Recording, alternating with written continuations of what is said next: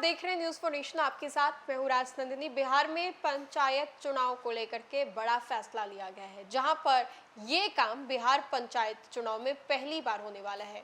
बहुत सारे लोग अपने अपने स्तर से पंचायत चुनाव को लेकर के तैयारियां भी शुरू कर चुके हैं, लेकिन अब ऐसे में नया क्या होने वाला है इस बार के पंचायत चुनाव में, वो हम आपको इस खबर के माध्यम से बताएंगे, जिसके लिए आपको अंत तक इस वीडियो में बना रहना पड़ेगा।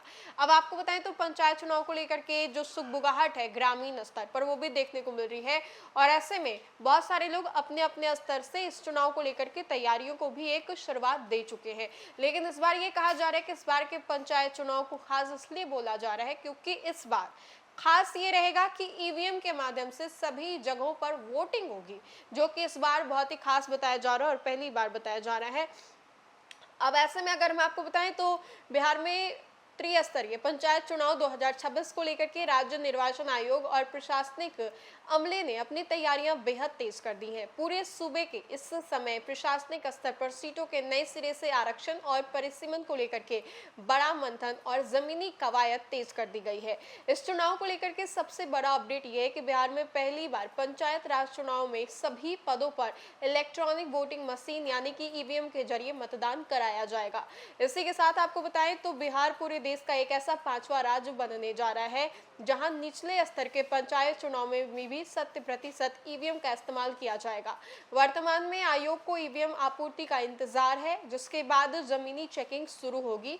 और मिली जानकारी के अनुसार पंचायत चुनाव को लेकर के चल रही आरक्षण और परिसीमन की प्रक्रिया में भी पारदर्शिता लाने के लिए राज्य सरकार ने दावा आपत्ति दर्ज कराने की आखिरी तारीख को आगे बढ़ा दिया है। अब ग्रामीण और जनप्रतिनिधि आगामी 15 जून 2026 तक अपनी आपत्तियां और आवेदन आधिकारिक और जमा कर सकते हैं।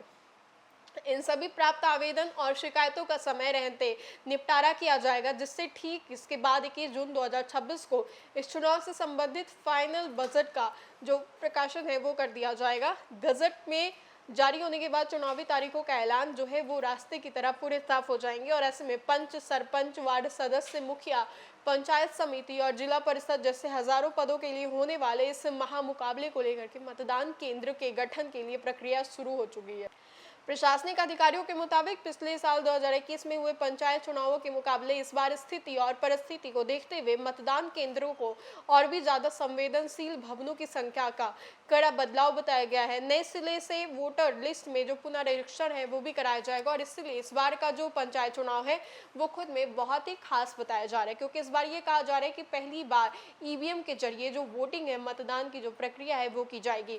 अपने अपने स्तर से जो ग्रामीण में सुगबुगाहट है वो भी देखने को मिल रही है। और ऐसे में आपको बताएं तो इसको लेकर के जो पंच है, सरपंच है, वो अब पटना भी आने लगे हैं। बड़े बड़े राजनीतिक दल के नेताओं से मुलाकात भी कर रहे हैं। अब अंदरूनी मुलाकात हो रही है, अंदरूनी बातें हो रही हैं। लेकिन ऐसे में ये कहा जा रहा है कि इस बार का पंचायत चुनाव बिहार में बहुत ही खास होगा। आगे की क्या कुछ अपडेट्स होंगे ये हम आप तक जरूर साझा करेंगे, लेकिन फिलहाल के लिए खबर में इतना ही। बहुत बहुत शुक्रिया।